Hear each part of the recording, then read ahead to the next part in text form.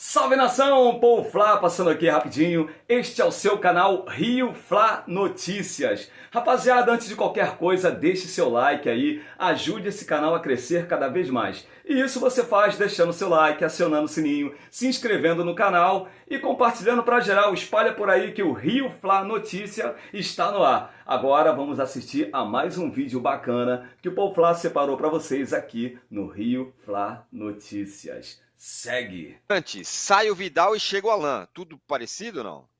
Não, pelo amor de Deus, né? Você tá querendo zicar a contratação do Alan? Pelo amor de Deus. O Vidal foi uma das maiores idiotices que o Flamengo fez. Jogada de marketing puro. Só porque rapaz, o Vidal é muito malandro. Isso eu sou obrigado a reconhecer. Ele não joga mais nada, mas o que ele é malandro, o que ele se promove. Ele acabou conseguindo vir para o Flamengo, ganhou uma fortuna sem jogar bulhufas e ainda botou no currículo dele campeão da Copa do Brasil e da Libertadores, cara. Olha, foi uma das piores contratações do Flamengo. Ele ir embora é uma bênção. Independentemente do que o Alan vier a fazer, é uma bênção. Agora, não dá para comparar os dois, né? É importante que se diga, não dá para comparar os dois atualmente. O Vidal foi um jogador que o Alan jamais será. O Vidal foi um cracaço, aço. Mas está roubando os times dele hoje em dia, porque ele não joga mais nada, ele só recebe a bola e toca para trás e para o lado. Então, o que se espera é que o Alan melhore. Olha, a grande esperança do Flamengo é que o Alan ocupe a vaga do Thiago Maia e forme com o Pulgar uma dupla de volantes com bastante fôlego para marcar, mas com capacidade de sair jogando. O Thiago Maia corre muito, marca muito, se entrega, mas tem errado o passe de 3 metros. Então, a esperança é essa. Só tem uma pequena dúvida. O Alan não joga desde fevereiro, se eu não me engano, quando ele sofreu uma fratura por estresse na coluna. Ele não jogou esse Campeonato Brasileiro pelo Atlético Mineiro. Então, temos que ver como é que vão estar as condições físicas dele. Ele vai ser relacionado para o jogo contra o Atlético Paranaense. E não me espantarei se começar jogando. Porque o pelado maluco, ele não quer saber, né? Ele botou o Luiz Araújo titular contra o Palmeiras. Pô, o cara tinha entrado só num joguinho lá e já entrou de titular. Então, eu acho que, como o Pulgar não joga, o Pulgar está suspenso por cartão amarelo, eu acho que, de repente, o Alan começa jogando aí ao lado do Thiago Maia ou do Vitor Hugo. Vamos ver o que o São Paulo vai fazer. Mas a esperança, as expectativas em cima do Alan são muito grandes. Agora, a péssima notícia foi o Bruno Henrique, né? Que tomou aquela entrada criminosa por trás e ele está com estiramento nos ligamentos do tornozelo e do joelho. Então, não é caso de operação, pelo que o departamento médico do Flamengo diz. Sempre que o departamento do Flamengo faz um diagnóstico, eu fico com o pé atrás.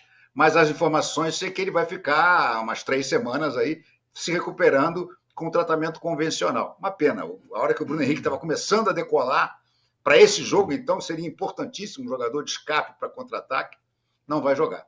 E o Flamengo vai ter possivelmente que aturar o Cebolinha de novo. Meu Deus, o que é o Cebolinha? Seria o Cebolinha o Luan 2 a missão? A gente não consegue se livrar disso, né? Isso é muito antigo no futebol, né? Veto, agora vai ter veto a árbitro, esse tipo de coisa.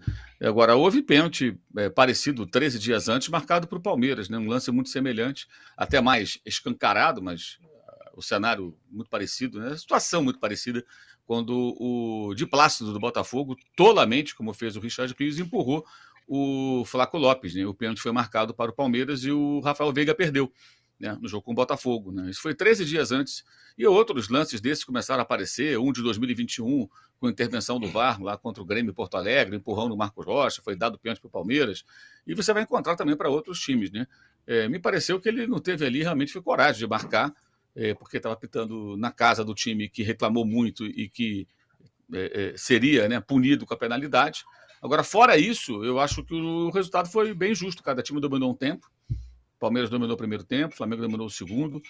Não sei se a entrada do Arrascaeta ou Everton Ribeiro de saída teria esse efeito que teve no segundo tempo se eles começassem a partida, porque o Palmeiras do primeiro tempo é completamente do Palmeiras do segundo, por um desgaste físico natural e pela estratégia comum do Palmeiras de faz 1-0 e depois recua para tentar explorar bola longa, bola esticada, só que dessa vez não funcionou tão bem, mas no primeiro tempo o Palmeiras foi melhor. O Flamengo quase empatou com o Cebolinha, perdendo um gol incrível no final do primeiro tempo, mas foi um lance fortuito, uma bola que caiu do céu, ali uma jogada muito circunstancial. O Flamengo não trabalhou para empatar o jogo, não merecia empatar na primeira etapa, embora quase tenha empatado.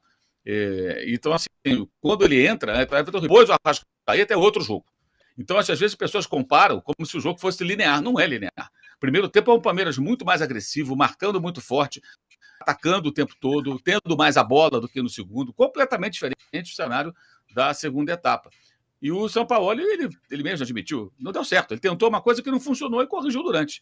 E é preciso que o time, como qualquer time, o Flamengo saiba jogar de diferentes maneiras. Senão você vai contratar só jogadores iguais, das mesmas características. Agora, o Cebolinha e o Luiz Araújo, especialmente o Cebolinha, foram muito mal no jogo sem bola. Ou seja, o Cebolinha não fez o seu papel, que era acompanhar o Mike o tempo todo, né? E não fez. Ele não fez isso. Tanto que na jogada do gol é uma das muitas vezes que o lateral do Palmeiras chegou com muita liberdade para cruzar. E aí tem uma sequência de situações ali até o lance do gol, com uma falha clamorosa do Thiago Maia, pouco comentada. O Thiago Maia deu assistência para o Dudu. Era uma bola para espanar, tirar o perigo da área, e ele simplesmente espirrou o taco e jogou a bola na direção do Dudu. E o Dudu fez 1-0 ali naquele momento. O Palmeiras já merecia o gol, porque tinha muito mais volume, jogava muito melhor. Aí no segundo tem dois lances que são importantes da rubro-negro. O pênalti não marcado e a bola que o Everton Ribeiro passou errado. Tinha o Bruno Henrique e o Ayrton Lucas livre. Eram 3 contra 1 e ele errou no desfecho da jogada. Reteve a bola quando ele passou a bola atrás dos dois companheiros e o Flamengo perdeu a chance de fazer ali um gol da virada. Mas acho que pelo que foi o jogo, o empate foi justo. E foi pior para o Palmeiras, que jogou em casa. O Flamengo não é tão ruim. Empatar com o Botafogo, sim, mas se você pensar que jogou fora de casa, o empate com o Palmeiras fora de casa não é um resultado ruim. Ora, a bola está jogando contra o campeão, no gramado que é muito peculiar. Aliás, outro aspecto também importante nas escolhas do técnico, né? O Flamengo jogou no gramado artificial do sábado e vai jogar de novo na quarta-feira. É diferente, em vários aspectos, né? Então, isso também tem que ser avaliado, né? Não é sempre o mesmo gramado, o mesmo jogo, o comportamento igual do time o tempo todo. As coisas mudam muito. Agora, ele tentou o São Paulo algo que não funcionou.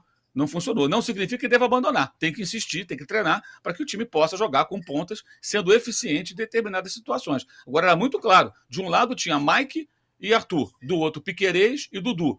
Né? Então, o Palmeiras muito forte pelos lados. Então, o que ele fez? Colocou 2 pontas. Olha, vocês vão trabalhar. Não trabalharam. Luiz Araújo, o Cebolinha não existiu.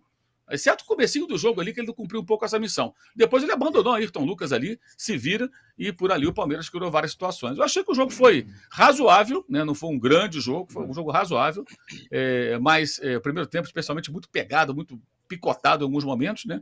Mas o resultado foi justo, em que pese aí a questão da arbitragem. Né? A arbitragem é um capítulo à parte. De fato, o pênalti não foi marcado. Eu acho que aí a questão, o Arnaldo fala muito, bastidor, pressão. É evidente que isso às vezes pesa, o árbitro fica condicionado. E ali ele não teve coragem alguma. E o VAR ou chamou, né? Eu não sei, que eu não ouvi o áudio, né? Ou chamou e ele fingiu que não ouviu, ou não chamou porque também estava com medo. Arnaldo, com isso, com o Bruno Henrique e com essa turma que está chegando, Alan, o caminho que era do São Paulo, lá que eu esqueci o nome também, Luiz Araújo e o Arrascaeta voltando em forma. O Flamengo vai se distanciando dos outros, é que ainda na pontuação do brasileiro ainda precisa chegar no Botafogo. Mas o semestre malvadão começou. Você adora isso, né? Adoro. Na verdade, porque o segundo semestre costuma ser muito por conta desse período da janela em que o Flamengo tem mais capacidade de investimento e reforçar o time do que os outros, né? Respondendo a sua pergunta, sim, eu vejo hoje o Flamengo com o elenco capaz de lidar com 3 frentes. O único clube de lidar com 3 frentes para ganhar as 3 frentes. Eu vejo o único clube com essas novas contratações e com as recuperações dos jogadores. Sobre o Bruno Henrique, né? O PVC acho que descreveu bem o aproveitamento dele paulatino. Lembrando o seguinte, ele teve uma ruptura de ligamento cruzado anterior, colateral lateral e canto postero-lateral do joelho direito. O que significa isso? Ele por pouco não abandonou o futebol. O joelho dele foi implodido com a lesão. Existia dúvida, inclusive, quando saiu o diagnóstico. Dúvida se ele voltasse a jogar futebol.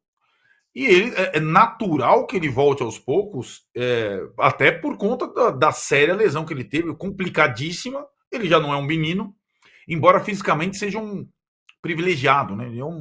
E talvez ele se reinvente como jogador. Como vários jogadores que tiveram lesão grave a essa altura da carreira se reinventaram. Por exemplo, essa situação do gol contra o Atlético que o Matheus citou, o cabeceio, o jogar mais como centroavante muitas vezes, que é um pouco que o Sampaoli tem insinuado. Ele mais dentro da área e menos correndo o corredor esquerdo inteiro que ele fazia com o Jorge Jesus. Não é mais a situação. Agora, Tironi, é aquilo. O Flamengo tem, e até tem um técnico propício a isso, que faz bons rodízios, sem descaracterizar o time, a capacidade de alterar a escalação de um jogo para o outro sem perder a qualidade. Quem tem isso? Não existe isso, né? O Palmeiras não tem isso, né? Que é o principal concorrente em termos... O Atlético não tem isso, o Atlético Mineiro.